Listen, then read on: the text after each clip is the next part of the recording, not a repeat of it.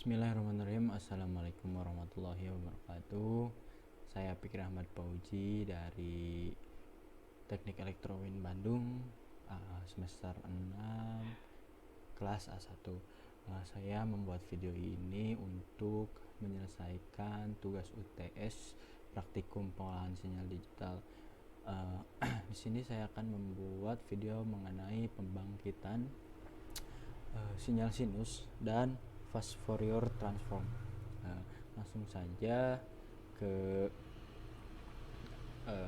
konten yang pertama, yaitu bagaimana cara membangkitkan sinyal sinus sinusoidal.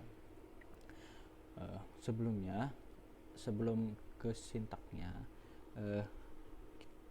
kita harus tahu dulu bentuk umum persamaan untuk membangkitkan sinyal sinus. Bentuk umum sinyal sinus itu xt sama dengan A dikali sin dikali omega t ditambah fasa. Omega dapat diturunkan menjadi 2πf.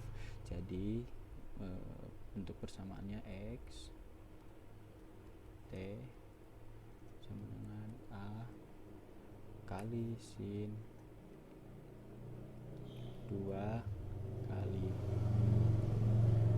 B kali F kali T ditambah fasa. Seperti itu untuk bentuk umum sinyal sinus. Lalu langsung saja, jika kita sudah mengetahui ke si bentuk umumnya, kita langsung saja ke sintaknya. Pertama-tama kita menentukan frekuensi samplingnya, itu kita menggunakan 1000 Hz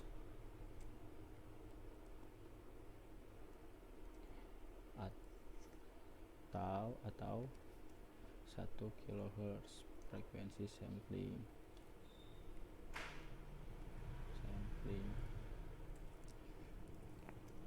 Lalu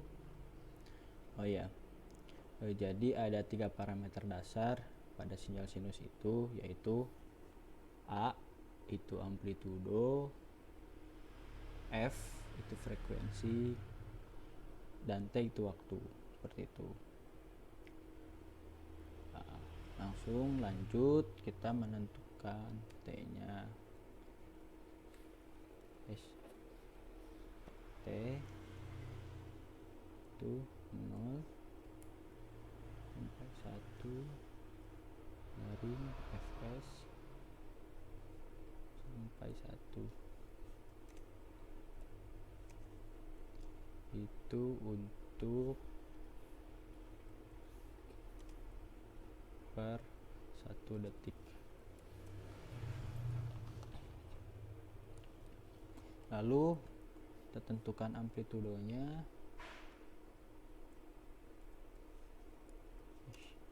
Amplitudonya ya bebas ya, saya menggunakan 1 saja. Kita coba ini amplitudo 1. Selanjutnya frekuensi kita tentukan 1 juga.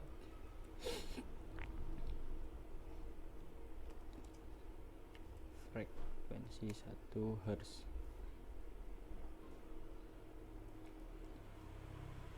Lalu terakhir fasa.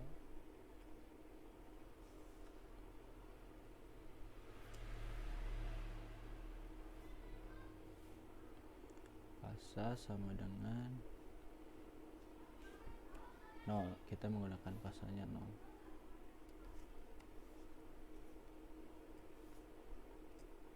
Fasa 0 derajat.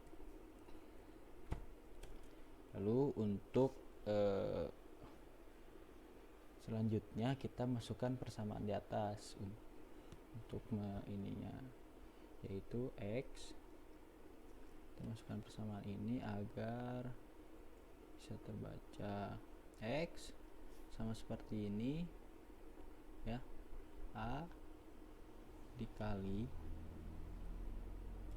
sin dalam kurung 2 kali pi kali f kali t ditambah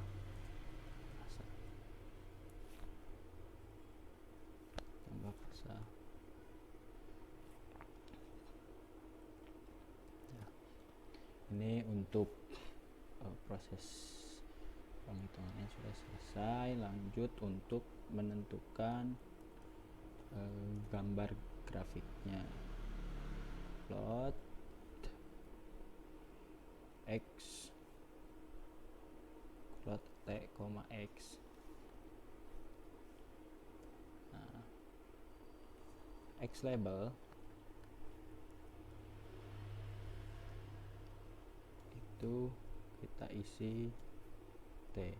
Pada label X itu ininya T ya, label.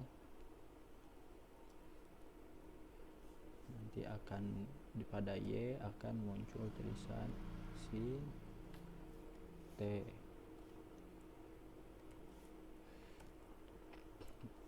Terakhir kita tentukan titelnya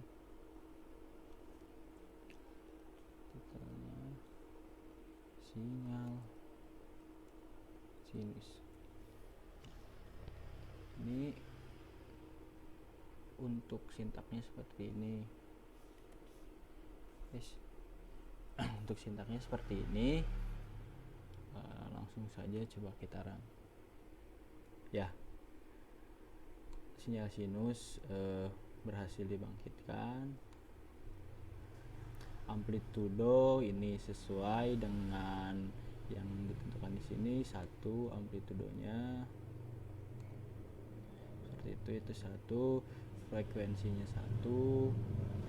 Maksud frekuensi 1 itu per 1 detik. Jadi satu frekuensi itu satu gelombang.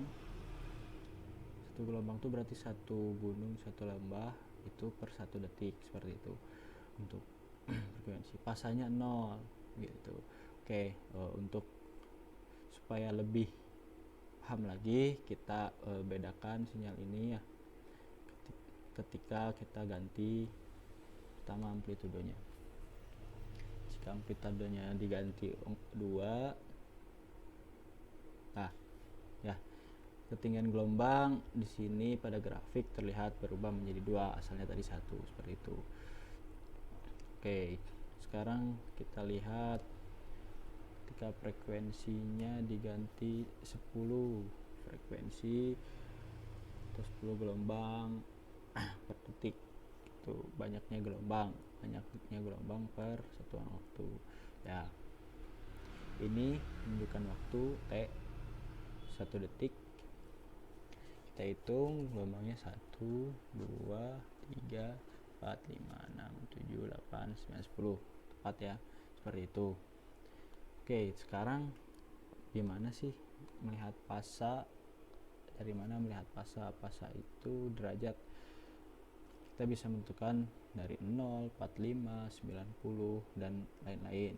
Coba kita ganti menjadi 45 atau 90 sajalah supaya terlihat jelas perbedaan. Ya, yang asalnya 0, ketika fasanya 0, titik ini awal gelombang diawali dari titik 0.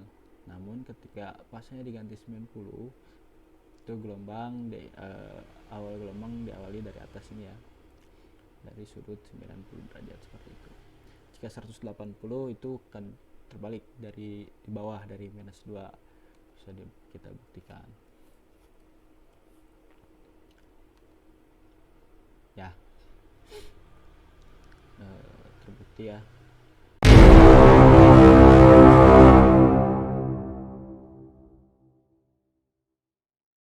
Ya, kita lanjut ya, supaya tidak lama. Mungkin saya sudah menuliskan sintaknya. Di sini sudah ada sintak untuk membangkitkan sinyal sinus dalam domain waktu.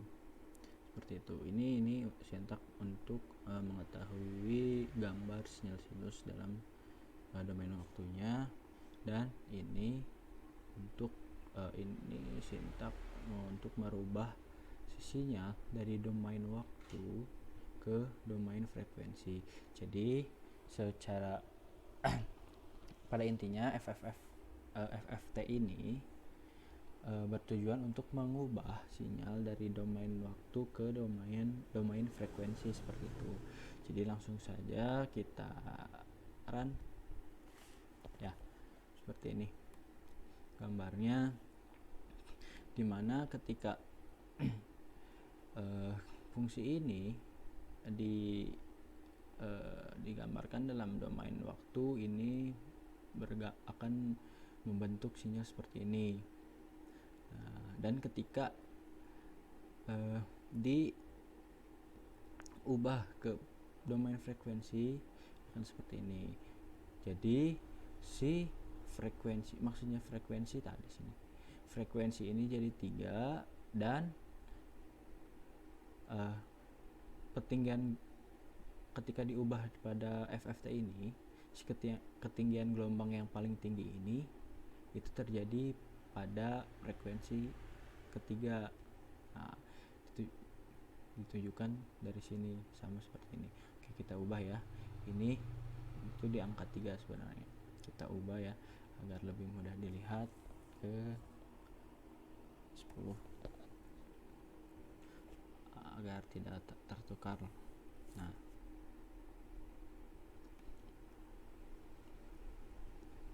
ya tuh. Jadi ketika frekuensi diubah menjadi 10,